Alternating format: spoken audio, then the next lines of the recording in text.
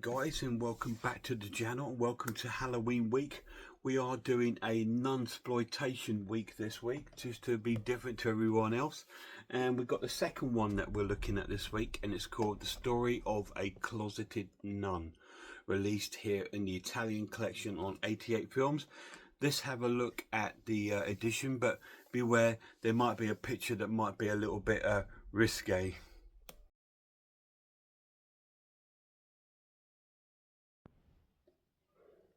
So this is the physical release of Stories of a Closeted Nun on 88 Films Italian collection in this beautiful, wonderful glossy slipcase. It's almost sort of foily like. It's beautiful.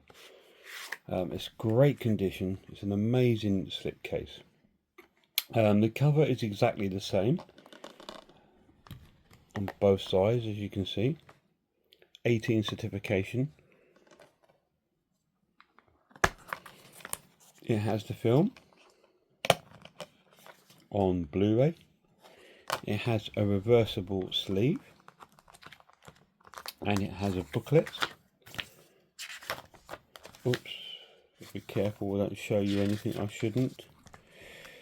Yeah, this booklet, I'm not going to be able to show you much in it, because obviously there's quite a bit of nudity in this booklet. So yeah, there we go, there's the booklet.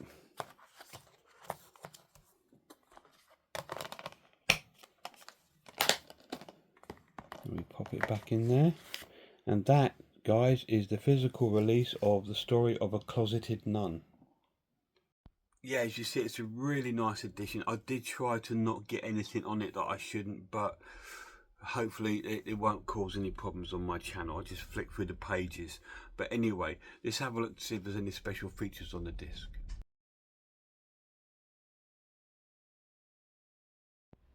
So this is the main menu of Story of a Closeted Nun. Let's have a look at the special features that may be on the disc. We have an audio commentary with Italian cinema experts Troy Howarth and Eugenio Uricolani. Story of the Uncloseted Nun Martine by interview with Martine Brochard. Novice and Malice, a video essay by Andre Marini, and English trailer. They are the special features on Story of a Closeted Nun. So you see, there is some special features on the disc, which is always a merriment. Not very many.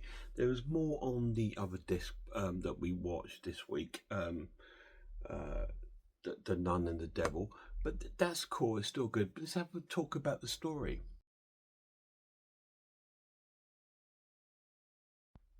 Yeah, so when I put this one on, I thought, is this a follow-up to the one we just watched? Because when the film starts, we've got the titles coming up, and we have sort of like drawings and pictures and stuff, and they're all from the first film, that film that we saw the other day, all the pictures from that. I was wondering, is this a sort of follow-up? But it's not. It's a completely separate story.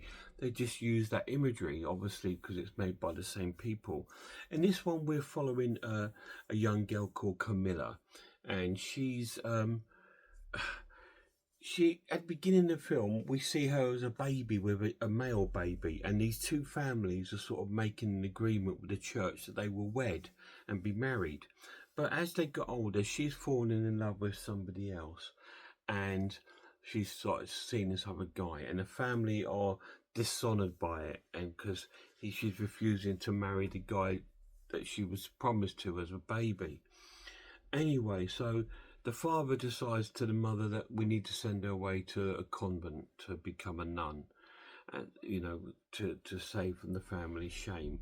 So off she pops to our convent, and there she's greeted there, and we meet some other we meet the Mother Superior, we meet another nun called Elizabeth, who both of them take a shine to Camilla straight away. She's really beautiful, and she comes to this nunnery. She has to go for 30 days in solitary confinement so she can absorb her sins, if you like, and she goes a little bit crazy while she's doing this and wants to be set free, but she doesn't. She manages to get through it.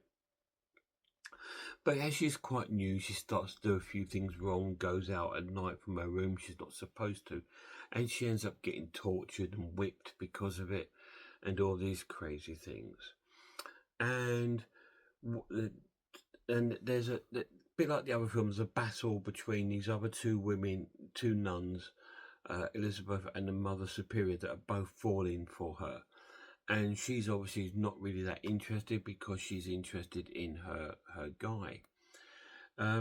After her sort of training, she goes to her ceremony to be sort of like converted into a fully fledged nun, and she won't renounce her sins. So she's sort of like condemned by them. But they don't want to get rid of her or anything like that. Then she hears of her lover coming to town and she wants to see him. So Elizabeth arranges for this to happen for a favour.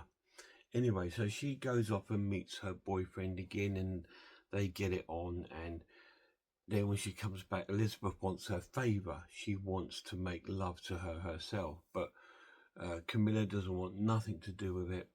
And this enrages Elizabeth a little bit. And she says, well, I'll make you regret this. I never want to see you get out. So she leaves and she arranged, because Elizabeth, the other nun, is also seeing some rich guy. And she arranges for this rich guy to beat up the lover of Camilla. In fact, they end up killing him. And then she's had enough. She just sort of like becomes a little bit suicidal and all this kind of thing. And I said that she renounces her doesn't want to become a nun. And all this stuff comes on. But the Mother Superior sort of supports her and gets her through it.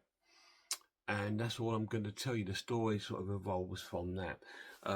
Again, it's another one of those stories that the horror is in within the sort of way that it's sort of like this is supposed to be a place of spiritualness, but there's a lot of goings on within this, and they torture, and there's torture, there's a lot of nudity, and there's a lot of sort of humiliation, depravity goes on in these sort of places, and it's all in this film too.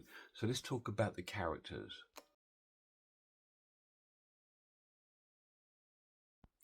I said we'll talk about the characters, but I'm not doing that on these nun ones because it's difficult to sort of like talk about the characters in the film because they're not prevalent like a character of a story.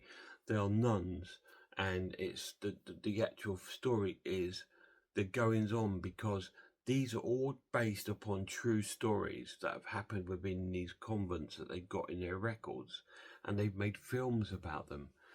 So this is why they call Nunsploitation, because they're exploiting the sort of history and story of these nuns and making them into films.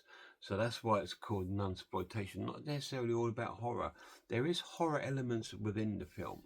Obviously, we've got torture, and we've got the way that these people are sort of like imprisoned within this because of religion, and it's kind of crazy. I'm going to score this an amazing watch again and give it an 8 out of 10. It's just as good as the other one. If anything, I preferred this one. There was more horror, more torture in that one, but I preferred the story in this one. Our Camilla ends up having a baby and stuff like this, and all these sort of crazy things happen. That's why she gets sort of thrown out of the church. And again, they send like a sort of militia off to the church, to the convent, to see what's going on. So all these sort of similarities go between these two stories. But I preferred this story. It's a very, very slow burn, very slow burn. There's no horror elements or jump scares or anything like that. The horror lays within the human behavior to another human being when they're supposed to be in a peaceful environment. I loved it. Really, really cool. Stories of a Closeted Nun, 8 out of 10. Any of you guys seen it? Let me know if you have. Now, it's a difficult one because this is Halloween week and everyone's going to be doing horror films, and I'm doing Nunsploitations, but I promise you, the next one has more horror elements. So we'll look at that in the next video.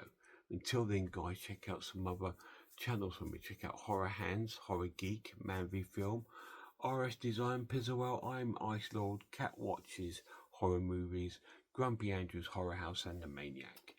And a massive shout out to my lad. Till next time, look after yourselves, look after one another, and look out for the next review on Halloween. Cheers, guys.